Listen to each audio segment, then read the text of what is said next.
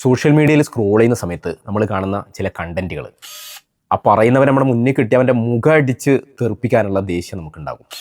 നമ്മൾ ഇഷ്ടപ്പെടുന്ന നേതാക്കളെ അല്ലെങ്കിൽ നാം ആദരിക്കുന്ന മതങ്ങളെ, പ്രത്യയശാസ്ത്രങ്ങളെ, അതും അല്ലെങ്കിൽ നമ്മുടെ നടപ്പ് രീതികളൊക്കെ ഔവിധം ആക്ഷേപിക്കുകയും എല്ലാ പരിധിയും വിട്ട് അധിക്ഷേപിക്കുകയും ചെയ്യുന്ന ചില കണ്ടന്റുകൾ.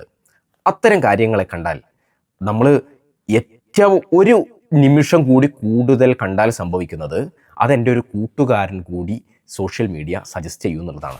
സോഷ്യൽ മീഡിയ അൽഗരിതത്തിൻ്റെ ഒരു മിനിമം ധാരണയെങ്കിലും ഉണ്ടെങ്കിൽ നാം ചെയ്യേണ്ടത് എത്രയും പെട്ടെന്ന് സ്കിപ്പ് ചെയ്ത് അടുത്തയിലേക്ക് പോകുക എന്നുള്ളതാണ്. നമ്മളെ എതിർത്താണ് പറയുന്നതെങ്കിലും അത് കേൾക്കാനുള്ളൊരു ക്യൂരിയോസിറ്റി നമുക്കുണ്ടാവും. അതിനെ അതിജയിക്കുന്നിടത്താണ് നമ്മൾ വിജയിക്കുന്നത്.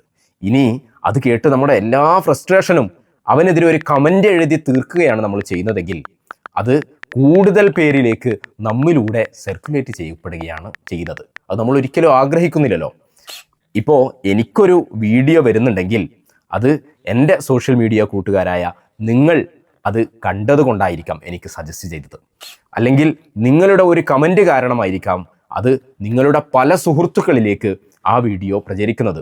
അതുകൊണ്ട് നമ്മൾ കാരണം, നമ്മുടെ ഒരു നിമിഷം കൂടുതലായി കണ്ടത് കാരണം, നമ്മൾ അതിലൊരു കമൻ്റ് എഴുതിയത് കാരണം ഒരു വൃത്തികെട്ട കണ്ടന്റ്, നമ്മൾ ഇഷ്ടപ്പെടുന്നവർക്കെതിരെ തെറി പറയുന്ന ഒരു ആശയം കൂടുതൽ പേരിലേക്ക് എത്താതിരിക്കാൻ സോഷ്യൽ മീഡിയയിൽ ശ്രദ്ധിക്കാൻ കഴിഞ്ഞാൽ, നമ്മളെ എതിർക്കുന്നതാണെങ്കിലും പൂർണ്ണമായി കാണാനുള്ള, അതിനെതിരെ ഒരു കമൻ്റ് എഴുതാനുള്ള നമ്മുടെ ആ വികാരത്തെ അതിജയിക്കുന്നിടത്താണ് അത്തരമൊരു വീഡിയോയെ തോൽപ്പിക്കുന്നിടത്തുള്ള നമ്മുടെ വിജയമുള്ളത്. ഇനി നമുക്ക് ശ്രമിക്കാം.